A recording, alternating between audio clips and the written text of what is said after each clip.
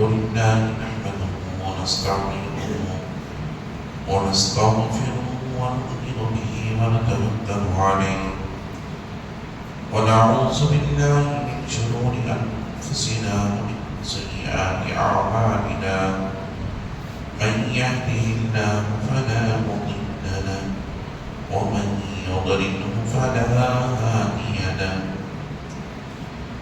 ونشهد أن لا إله إلا الله وحده لا شريك له ونشهد أن سيدنا ونبينا وحبيبنا وطبيب قلوبنا وشفيعنا وشفاء صدورنا وأعلانا وأولانا ومولانا وملجانا ومأوانا محمدا عبده ورسوله أرسله بالحق بشيرا ونذيرا وداعيا إلى الله بإذنه وسراجا منيرا فقد قال الله تبارك وتعالى في القرآن المجيد والفرقان الحميد فأعوذ بالله من الشيطان الرجيم بسم الله الرحمن الرحيم وأتموا الحج والعمرة لله وقال الله تبارك وتعالى في كلامك المجيد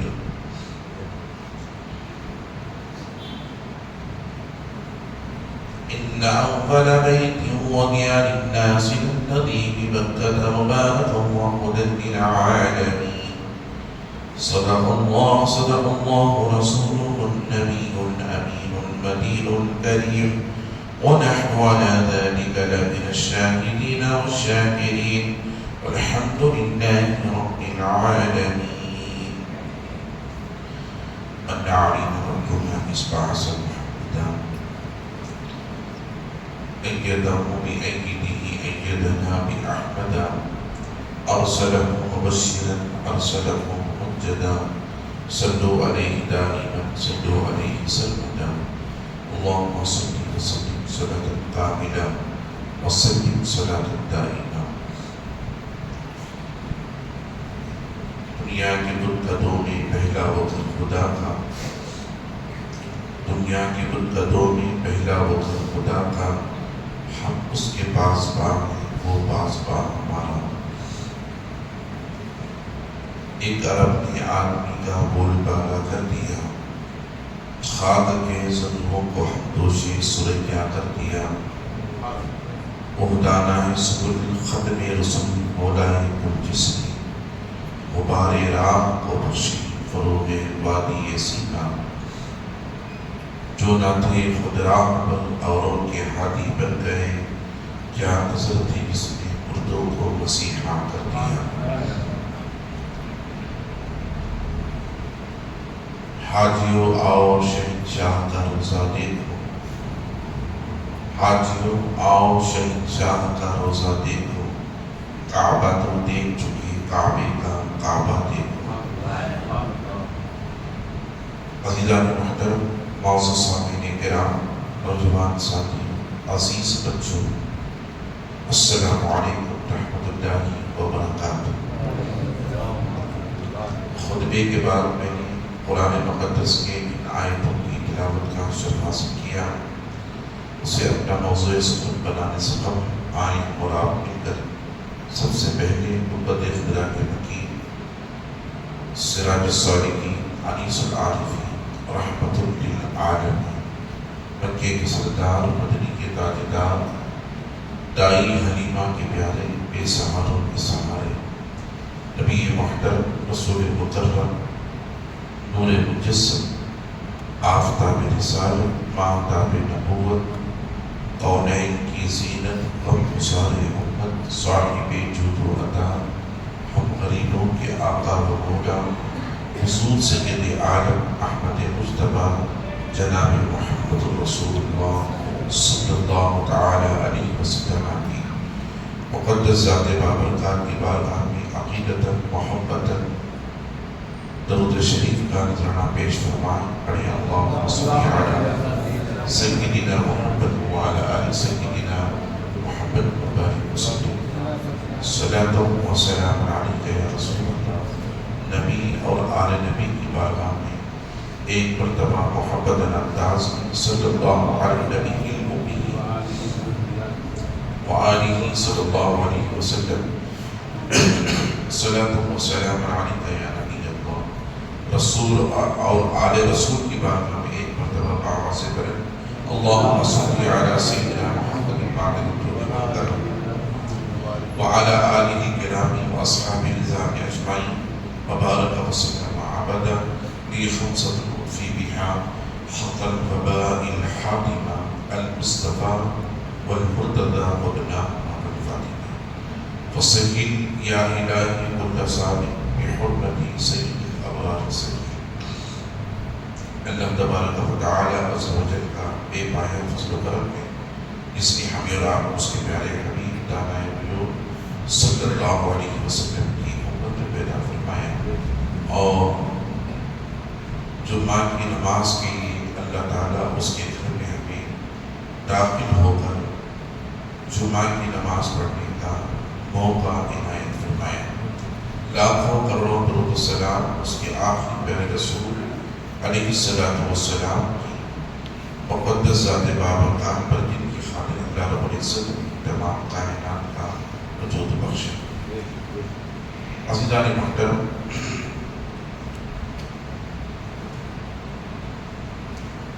جمعہ میں ہمیں ایک کام ضرور کرنا ہے، وہ یہ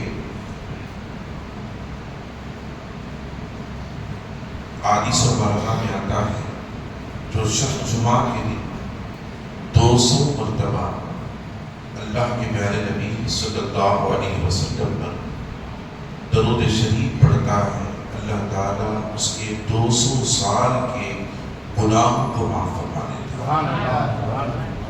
اس لیے جہاں تک ہو سکے جمعہ کے دن اس فضیلت کو حاصل کرنے کی کوشش کریں اور 200 مرتبہ درود شریف نبی اکرم صلی اللہ علیہ وسلم پر پڑھ کر کے اپنے گناہوں کی معافی اور تلافی کا اللہ رب العزت کی بارگاہ میں ذریعہ حاصل کریں. اللہ تعالیٰ کرے کہ ہمیں اور آپ کو جو ہے جمعہ کی عظیم عبادت کو حاصل کرنے کے ساتھ ساتھ اس کے پیارے حبیب صلی اللہ علیہ وسلم پر قسم کے ساتھ درود و سلام کے گجرے پیش کرنے کی توفیق مرحمت فرمائے. عزیزان محترم، گزشتہ جمعہ میں قرآن مقدس کی ایک آیہ مبارکہ کی تلاوت کا شرف حاصل کیا. اس میں اللہ رب العزت نے اس کے ان بندوں سے خطاب فرمایا جن کو مال و دولت سے نوازا ہے. وَلِلَّهِ عَلَى النَّاسِ حِجُّ الْبَيْتِ مَنِ اسْتَطَاعَ إِلَيْهِ سَبِيلًا. اللہ فرماتا ہے جن کو اللہ نے استطاعت دی ہے وہ چل کر اللہ کے گھر پہنچ کر اللہ کے لیے حج کے ارکان کو ادا کرے، حج ادا کرے. اور ایک جگہ آج میں نے قرآن مقدس کی اس آیہ مبارکہ کی تلاوت کا شرف حاصل کیا ہے. اس میں اللہ تعالیٰ فرماتا ہے وَأَتِمُّوا الْحَجَّ وَالْعُمْرَةَ لِلَّهِ. اب یہاں اللہ نے خالصتاً لوجہ اللہ کی طرف بندوں کو اشارہ فرمایا کہ اے میرے بندوں، جب تم عمرہ کرو، حج ادا کرو تو صرف اللہ کے لیے ادا کرو. اس کے اندر کوئی ریا نہ ہو اور اس کے اندر کوئی دکھاوا نہ ہو اور اس کے اندر کوئی دنیا کے تعلق سے اپنے آپ کو حاجی یا عمرہ ادا کرنے والے کہنے کے لیے اپنی منزلت کو حاصل کرنے کے لیے اور اپنے آپ کو حاجی کہنے کے لیے تم عمرہ نہ ادا کرو، حج نہ ادا کرو، بلکہ وَأَتِمُّ الْحَجَّ وَالْعُمْرَةَ لِلَّهِ، جب تم حج ادا کرو، عمرہ ادا کرو تو صرف اللہ کی رضا کی خاطر ادا کرو، اللہ کی خوشنودی کی خاطر ادا کرو، اور صرف اللہ کے لیے حج ادا کیا کرو، صرف اور صرف اللہ کے لیے عمرہ ادا کیا کرو۔ عزیزان محترم، میں نے گزشتہ جمعہ بتایا تھا کہ نماز تو ہر دن ہر مسلمان عاقل و بالغ مرد و عورت پر فرض ہے۔ اگر کوئی بندہ مومن مسلمان عاقل و بالغ مرد و عورت جان بوجھ کر ایک وقت کی نماز کو ترک کرتا ہے، من ترک الصلاۃ فقد کفر، تو گویا اس نے آقا علیہ السلام فرماتے ہیں کافروں والا جیسا عمل کیا۔ ایک وقت کی نماز کو جان بوجھ کر چھوڑنا، تو گویا ہمیں 5 وقتہ نمازوں کو ادا کرنا ہے، اور جب رمضان آئے تو رمضان کے روزے کسی قیمت پر معاف نہیں ہیں، بغیر عذر شرعی کے ہر عاقل و بالغ مرد و عورت پر جب چاند دیکھے رمضان کا روزے شروع کرے، پھر جب عید کا چاند دیکھے شوال کا تو روزے ختم کرے۔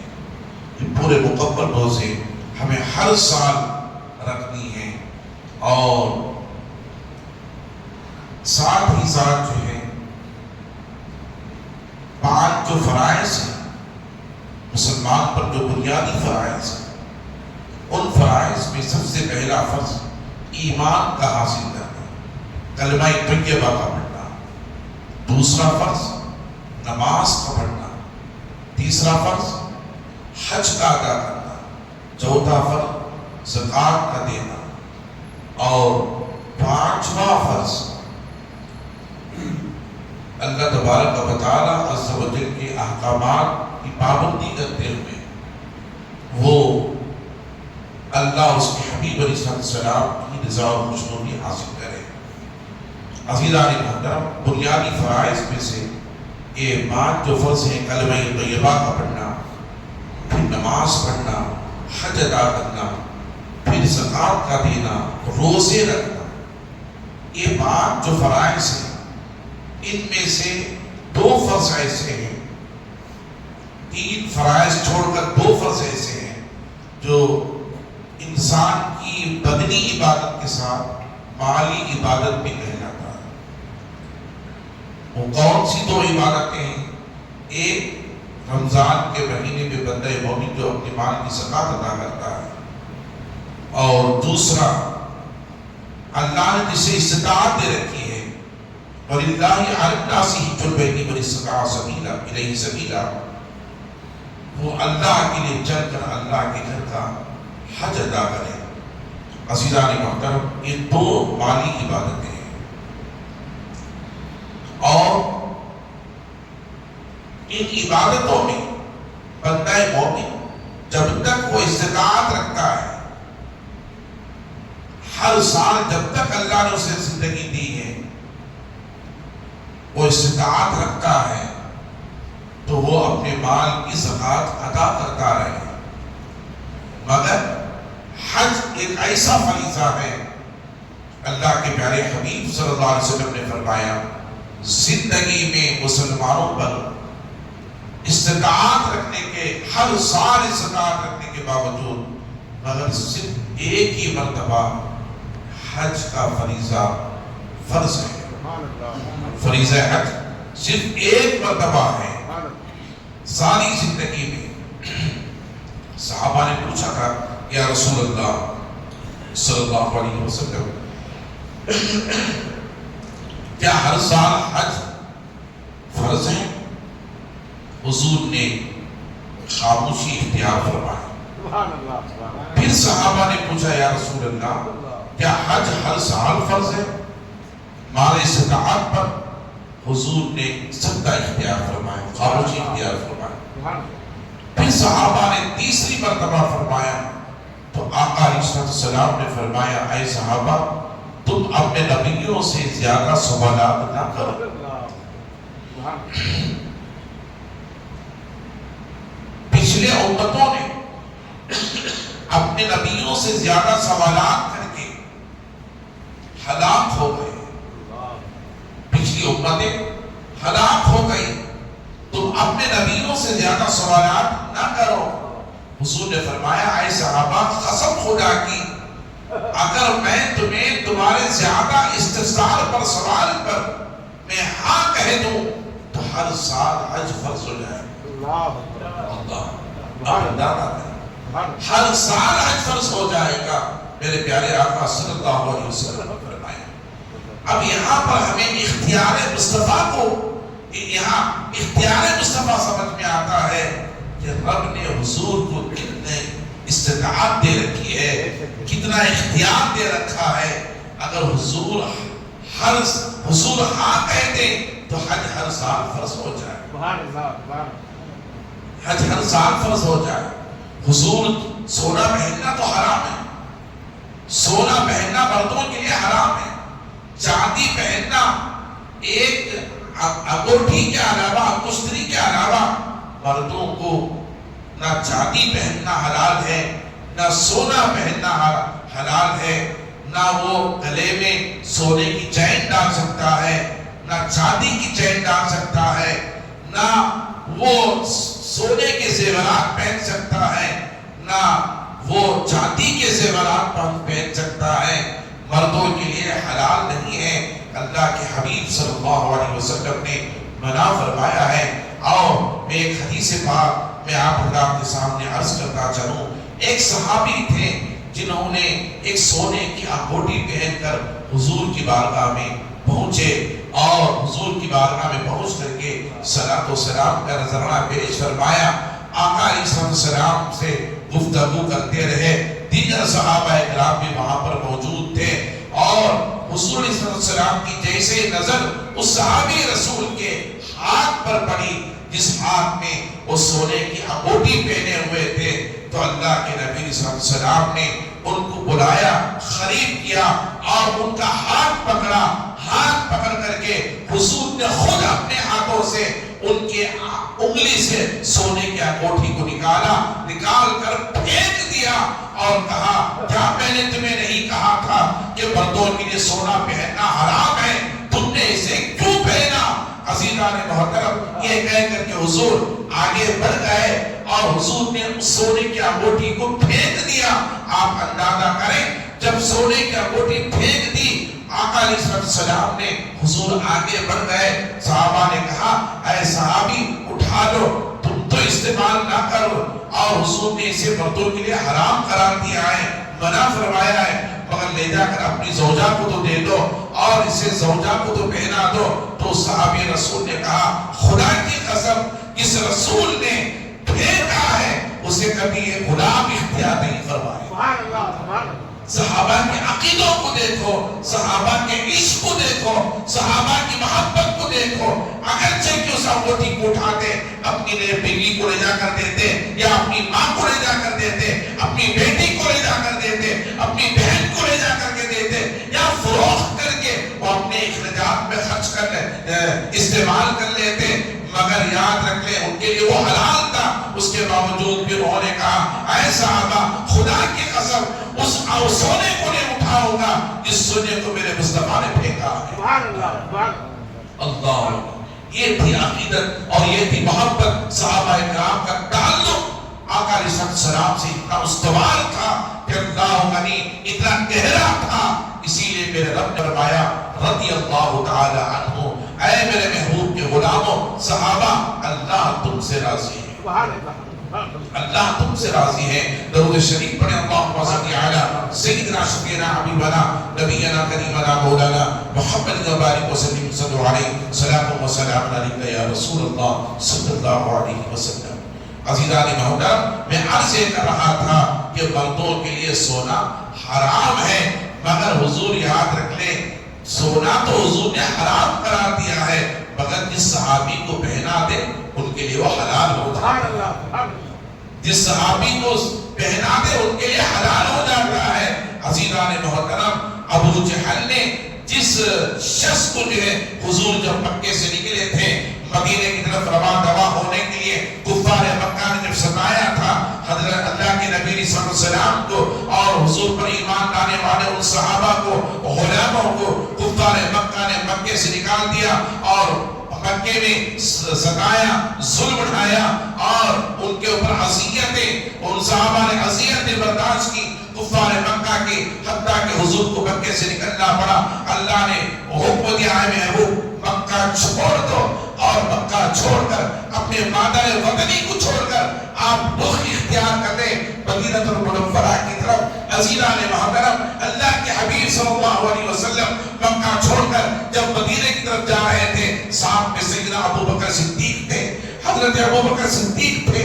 دوران سفر مدینہ المنورہ کو پہنچنے سے قبل اللہ تبارک و تعالی عز و جل کے وہ پیارے صحابی، حضور کے پیارے صحابی، اللہ کے پیارے رسول کے پیارے صحابی، عزیزان محترم جن کو ابو بکر صدیق کہا جاتا ہے، ایسے صحابی تھے۔ راستے میں حضور سفر کر رہے ہیں، ابو بکر کبھی دائیں آ جاتے ہیں، کبھی بائیں آ جاتے ہیں، کبھی آگے آ جاتے ہیں، کبھی پیچھے آ جاتے ہیں۔ کیا آپ کو معلوم ہے حضور کے آگے جانا منع ہے؟ حضور آگے جائیں تو حضور کے آگے پہل کرنا منع ہے۔ حضور جب چلیں تو سامنے کوئی نہ ہو، جو اس لیے اللہ نے منع فرمایا ہے، یا ایھا الذین آمنوا لا تقدموا بین یدی اللہ ورسولہ واتقوا اللہ۔ اے ایمان والو، تم اللہ کے رسول کے آگے نہ بڑھو، اللہ کے رسول کے آگے نہ بڑھو، اللہ نے منع فرمایا ہے۔ اس کے باوجود عزیزان محترم حضرت ابو بکر صدیق حضور کے آگے تھے۔ اگرچہ آیت مبارکہ قربانی کے تعلق سے ہے، حج کے تعلق سے ہے، لا یا ایھا الذین آمنوا لا تقدموا بین یدی اللہ ورسولہ۔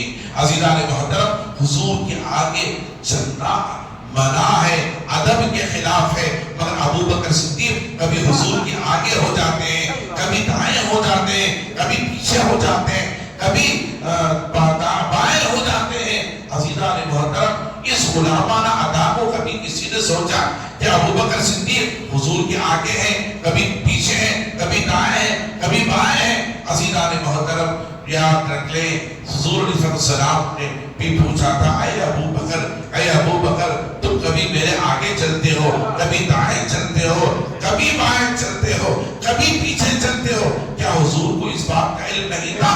کیا حضور کو اس بات کا علم نہیں تھا؟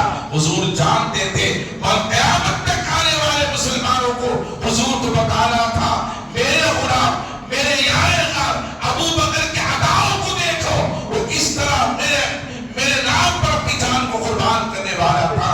عزیزان محترم، ابو بکر صدیق سے جب حضور نے پوچھا، اے ابو بکر تم نے ایسا کیوں کیا؟ کبھی آگے، کبھی دائیں، کبھی پیچھے، کبھی بائیں کیوں آ جاتے ہو؟ تو ابو بکر صدیق نے کہا، یا رسول اللہ، کفار مکہ تعاقب میں ہیں، پیچھے ہیں، ہمارا پیچھا کر رہے ہیں۔ ابو جہل ہمیں پکڑنے کے لیے پیچھے کفار مکہ کو بھیجا ہے، اور جو ظالموں کو بھیجا ہے، دشمنوں کو بھیجا ہے، وہ ہمارے پیچھے ہیں اور ان کے ہاتھوں میں تیر ہیں، ہتھیارات ہیں۔ میں چاہتا ہوں کہ کوئی کافر اور کوئی جو ظالم دشمن جو دائیں سے تیر بھیجے، تمہیں دائیں ہو جاؤ، اور وہ تیر آ کر مجھ پر لگے، آپ پر کوئی آنچ نہ آئے، آپ کو کوئی تکلیف نہ اٹھانی پڑے۔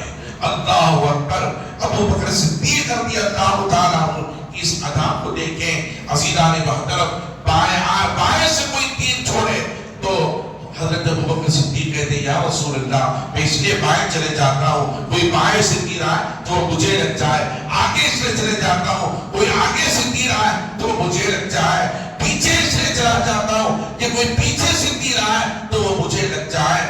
عزیزان محترم، آپ اندازہ کریں، اس غلامی کو دیکھیں، اس ادا کو دیکھیں، اس محبت کو دیکھیں، اس عشق کو دیکھیں۔ یہی عشق قیامت تک کے لیے ابو بکر صدیق کو حضور کی بارگاہ میں اپنے مزار پر انوار کے اندر رکھا ہے، یہی عشق رکھا ہے، یہی ادائیں رکھی ہیں ابو بکر صدیق کو، یہی غلامی رکھی ہے۔ ہم تو وہ غلامی نہیں حاصل کر سکتے، ہم تو وہ ادائیں نہیں ادا کر سکتے، ہم تو وہ عشق نہیں ادا کر سکتے جو اس ابو بکر صدیق نے کیا ہے. تبھی تو میرے پیارے آقا نے ارشاد فرمایا اے لوگوں روئے زمین پر میرے بعد اگر کسی کا مرتبہ ہے تو میرے یار غار ابو بکر صدیق کا مرتبہ ہے. یہ ابو بکر صدیق رضی اللہ عنہ کے ادا ہے. حضرات محترم میں آپ حضرات کو عرض کرتا چلوں اسی دوران ایک دشمن بھی تھا جو حضور کو پکڑنے کے لیے آیا تھا اور حضور اکرم صلی اللہ علیہ وسلم کا پیچھا کیا تھا, تعاقب کیا تھا, پہلوان تھا. جب حضور کے قریب پہنچا حضور نے زمین کی طرف اشارہ کیا اے زمین اس کافر کو اپنے دامن میں لے لے. تو حضور کے کہنے پر زمین پھٹی شک ہوئی اور وہ اندر چلا گیا. پھر اس نے کہا ہے محمد صلی اللہ علیہ وسلم خدا نہ مجھے چھوڑ دو, میں تمہارا تعاقب نہیں کروں گا, میں تمہارا پیچھا نہیں کروں گا, میں تمہارا پیچھا نہیں کروں گا, میں واپس چلا جاؤں گا, میں تمہیں کوئی تکلیف نہیں دوں گا, میں تم پر حملہ نہیں کروں گا. عزیزان محترم پھر حضور نے زمین کو اشارہ کیا, زمین نے چھوڑ دیا. حضور آگے بڑھے, پھر اس کی نیت بدلی. پھر وہ آگے کیوں نیت بدلی تھی آپ کہتے ہیں ابو جہل نے اس سے وعدہ کیا تھا. کیا وعدہ کیا تھا؟ اگر تم محمد کو پکڑ کر ہمارے حوالے کر دو گے تو میں تمہیں 100 سرخ اونٹ عطا کروں گا.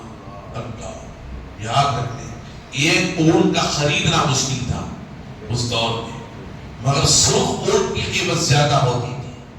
100 سرخ اونٹ میں تمہیں دوں گا. عزیزان محترم آپ اندازہ کریں, وہ اس کی نیت بدلی.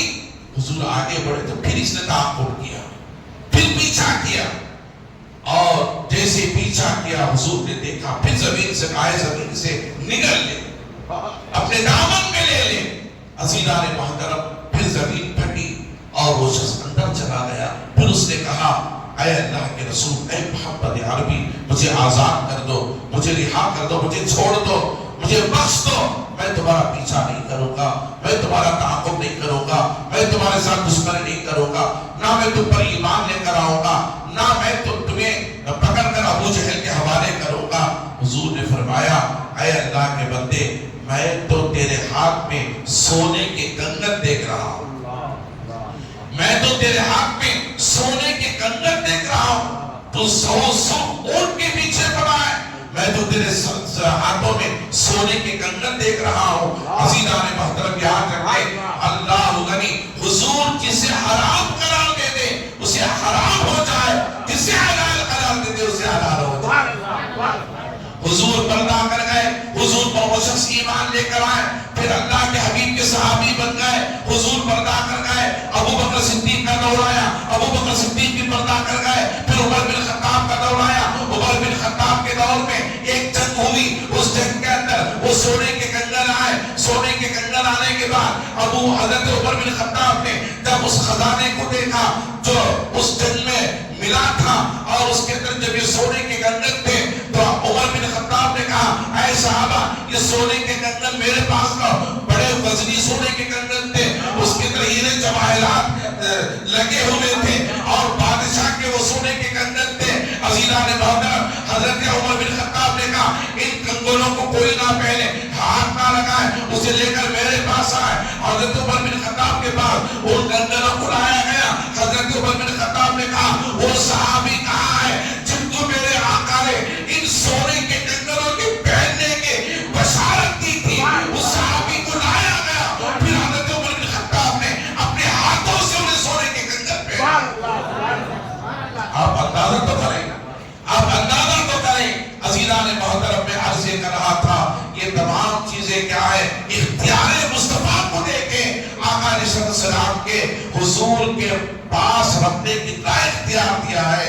تبھی تو میرے رب نے فرمایا, کیا فرماتا ہے, اے میرے بندو جو میرا محبوب وما آتاکم الرسول فخذوہ وما نہاکم عنہ فانتہوا, میرا رسول جو تمہیں دے اسے لے لو اور جس چیز سے منع کرے اسے باز رکھو.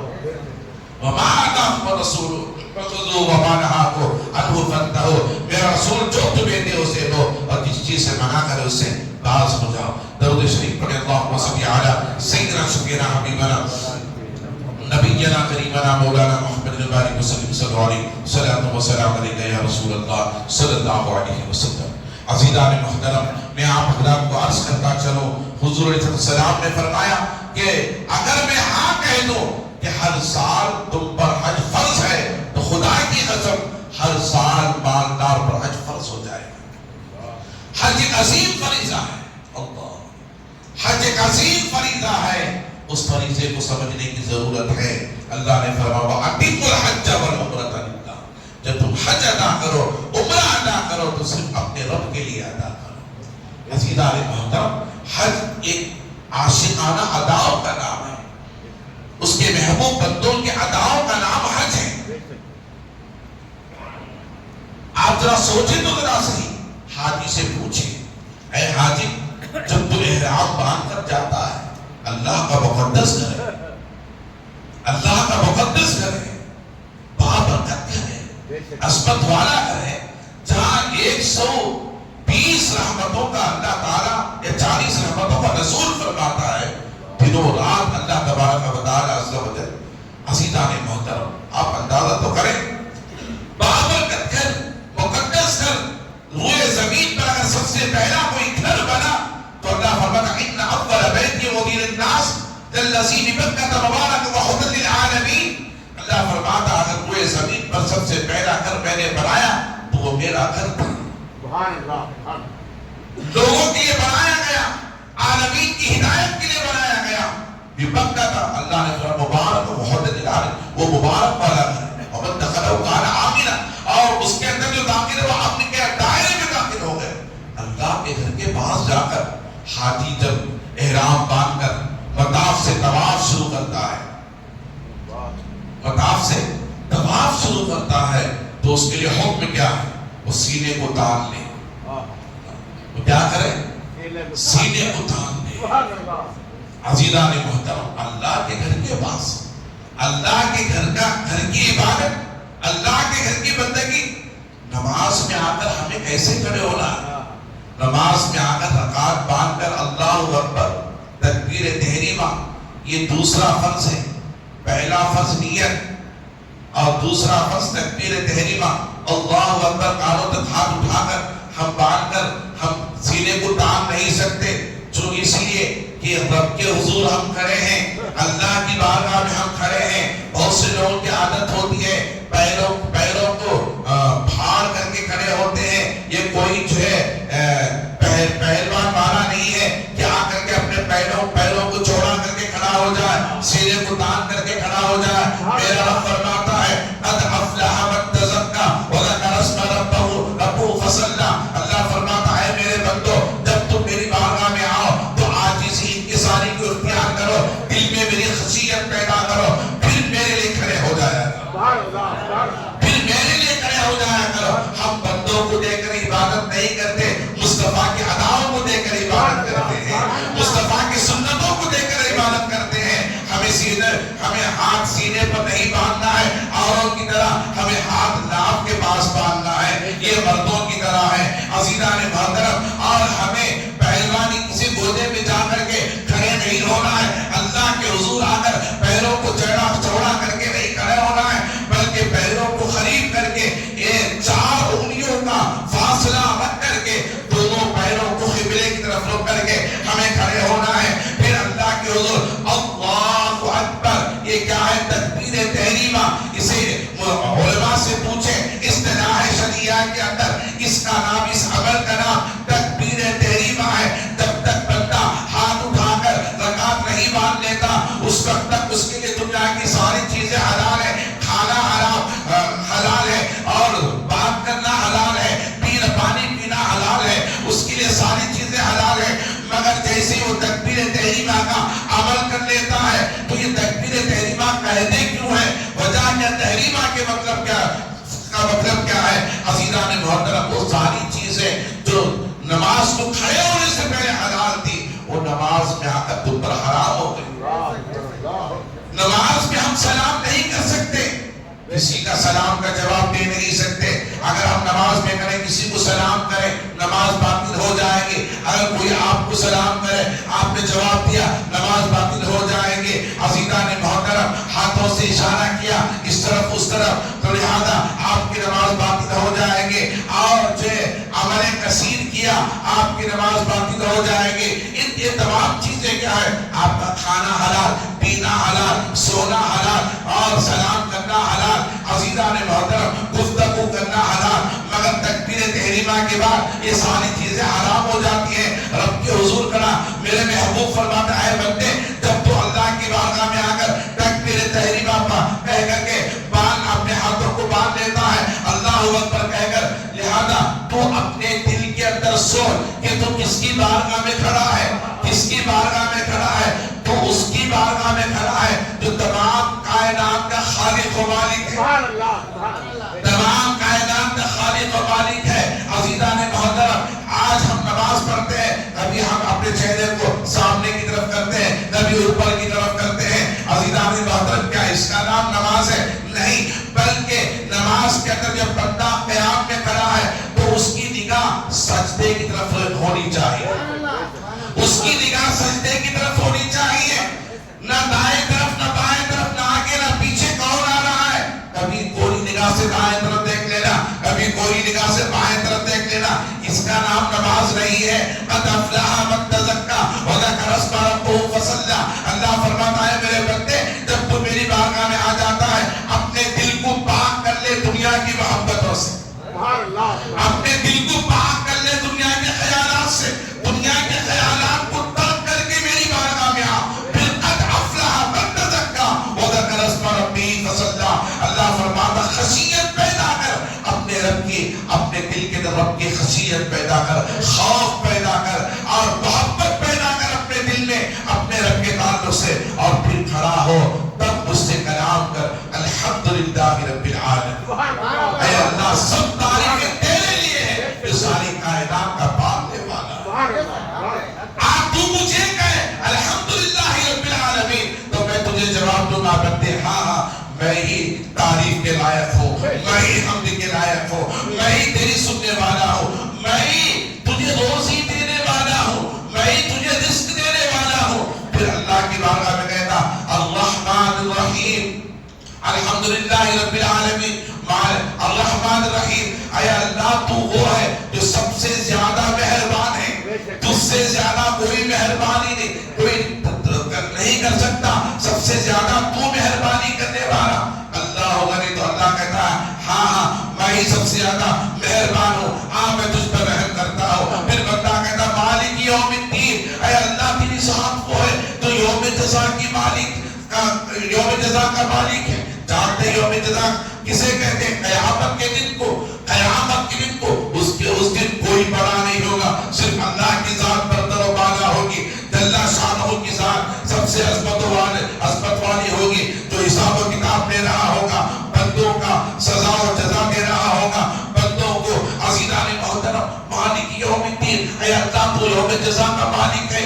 پھر فَإِيَّاكَ نَعْبُدُ, اے اللہ ہم تیری ہی عبادت کرتے ہیں, وَإِيَّاكَ نَسْتَعِينُ تجھے سے مدد مانگتے ہیں, اهْدِنَا الصِّرَاطَ الْمُسْتَقِيمَ. پھر رب سے کہتے ہیں اے اللہ تو ہمیں ہدایت کا راستہ عطا فرما, صراط الذین انعمت علیہم, سیدھا راستہ عطا فرما, صراط الذین انعمت علیہم, ان کا راستہ جن پر تو نے انعام ٹھہرایا, ان کا راستہ جن پر تو نے انعام ٹھہرایا, صراط الذین انعمت علیہم غیر المغضوب علیہم ولا الضالین. اے اللہ تو ہمیں ان میں داخل نہ فرما جن پر تیرا غضب ہوا اور گمراہ ہوئے بھٹکے ہوئے لوگوں کے راستے پر ہمیں نہ چلا, گمراہ لوگوں کے راستے پر ہمیں نہ چلا. عزیزان محترم سورہ فاطمہ میں آپ کیا کریں؟ رب سے کلام کر رہے ہیں, اللہ سے کلام کر رہے ہیں. کیا کبھی کسی نے سوچا کہ میں کس سے نماز میں گفتگو کر رہا ہوں؟ حضور فرماتے اے بندے جب تو نماز میں جا یہ تصور کر تو خدا کو دیکھ رہا ہے. تو حدیث پاک میں آتا ہے میرے آقا ارشاد فرماتے ہیں اے بندے یہ تصور کر تو خدا کو دیکھ رہا ہے, اور اگر تیرے اندر اتنی شکت نہیں ہے تو خدا کو دیکھ نہیں رہا, یہ تو تصور کر خدا تجھے دیکھ رہا, خدا تجھے دیکھ رہا. تو گویا پتہ یہ چلا نماز میں خدا نظر آتا ہے, اور کسے نظر آتا ہے؟ نظر آنے والوں کو نظر آتا ہے, نظر آنے والوں کو نظر آتا ہے. عزیزان محترم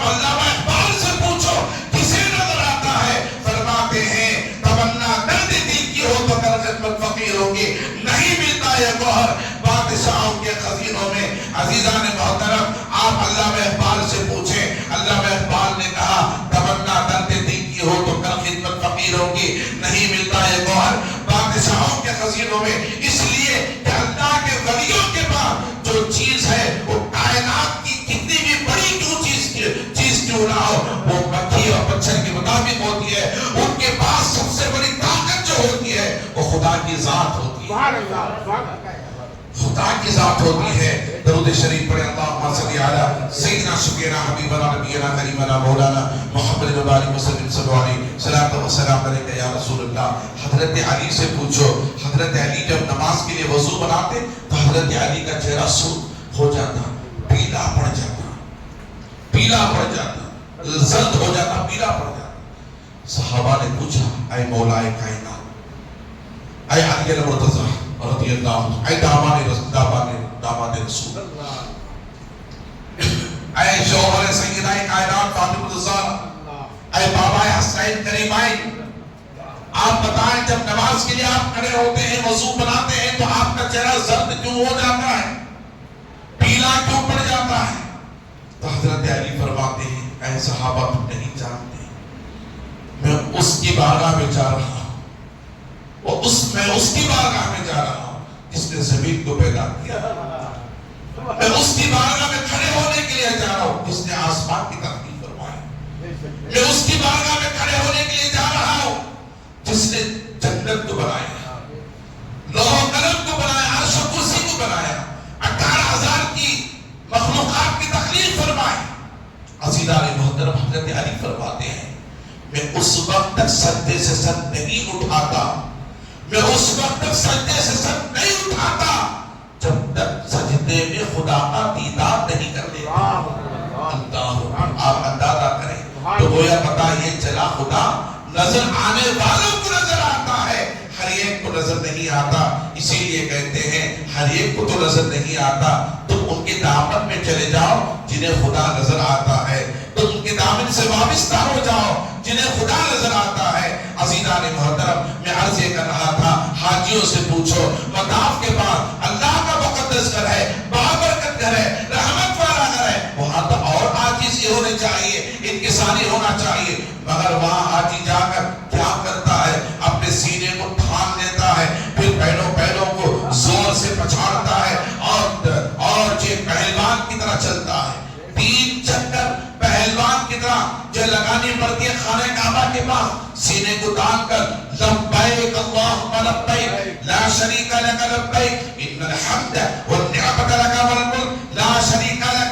لہذا یہ تلبیہ پڑھتا ہوا حاجی اپنے سینے کو آگے کرتا ہے اور ہاتھوں کو مضبوط کر لیتا ہے، پھر پیروں کو مضبوط کر لیتا ہے، زمین پر سے وہ پہلوان کی طرح چلتا ہے۔ کیا اس کا چلنا عبادت ہے خدا کی بارگاہ میں؟ کیا اللہ کے مقدس گھر کے پاس ایسا کرنا کیا عبادت کرنا؟ نام ہے عبادت کا، کیا طواف کا طواف ہے؟ عزیزان محترم، ہاں اسی کا نام عبادت ہے، اسی کا نام طواف ہے، اسی کا نام قبولیت ہے۔ آپ مجھ سے پوچھیں یہ کیسے ہے؟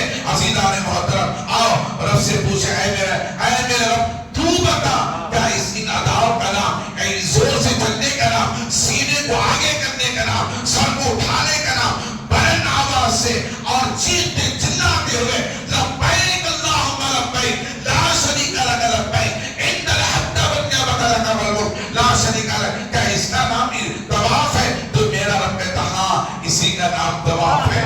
میں تجھے بتاتا چلو، عزیزان محترم، تاریخ کے اوراق کو پلٹاؤ، علماء سے سنو، صوفیاء سے سنو، اہل اللہ سے سنو، حدیث مبارکہ میں آتا ہے جب میرے رسول صحابہ کو لے کر جب مدینہ پاک سے خانہ کعبہ کے طواف کو پہنچے تھے، عمرے کی ادائیگی کے لیے پہنچے تھے، طواف کعبہ کے لیے پہنچے تھے، کفار مکہ سوچ رہے تھے یہ تو غریب ہے، یہ مدینہ 450 کلومیٹر سے چل کر کے آئے ہیں، نہ ان کے پاس سواری ہے، نہ ان کے پاس زیادہ اونٹ ہے، نہ ان کے پاس کھانے کے لیے کچھ زیادہ اشیاء ہیں، یہ تو بھوکے پیاسے چلتے ہوئے مدینے سے نکل کر مکے کی دھرتی پر آئے ہیں، یہ کیا طواف کریں گے، یہ کیا عمرے کے ارکان ادا کریں گے؟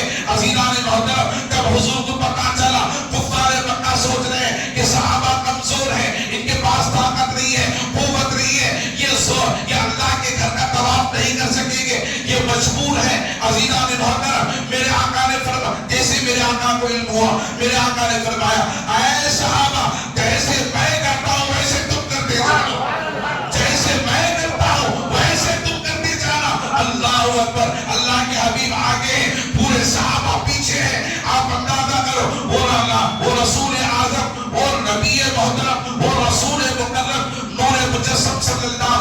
وسلم، اللہ کا پیارا حبیب، اللہ کا پیارا حبیب آگے ہے، احرام باندھ کر کے ہیں، اللہ کے حبیب کے صحابہ پیچھے ہیں، حضور نے سینہ تان دیا، ہاتھوں کو مضبوط کر لیا، پیروں کو مضبوط کر لیا، پھر زور سے چلتے رہے، طواف کعبہ کرتے رہے، 3 مرتبہ حضور نے ان چکروں کو لگایا،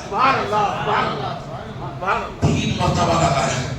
عزیزان محترم، زور زور سے حضور پڑھتے رہے، لبیک لبیک لبیک، صحابہ بھی پڑھتے رہے، حضور نے سینے کو تان دیا تھا، ابو بکر نے حضور کو دیکھا سینہ تان دیا، حضور نے حضور کو دیکھا سینہ تان دیا، عمر نے حضور کو دیکھا سینہ تان دیا، عثمان نے حضور کو دیکھا سینہ تان دیا۔ حضرات محترم کیوں کیا؟ صحابہ کفار مکہ سمجھ رہے تھے یہ تو کمزور ہے، یہ تو ناتواں ہے، ان کے پیروں میں قوت نہیں ہے، یہ چل کر 450 کلومیٹر دوری سے مدینے سے چل کر آئے، یہ کیا حج ادا کریں گے، کیا عمرہ ادا کریں گے، کیا طواف کریں گے؟ مگر خدا کی قسم جن نظروں نے مصطفیٰ کے چہرے کو دیکھا ہو، جن نظروں نے مصطفیٰ کے چہرے کو دیکھا ہو، انہوں نے کیا قوت حاصل نہیں کی ہوگی، کیا طاقت حاصل نہیں کی ہوگی، کیا کچھ نہیں پیا ہوگا۔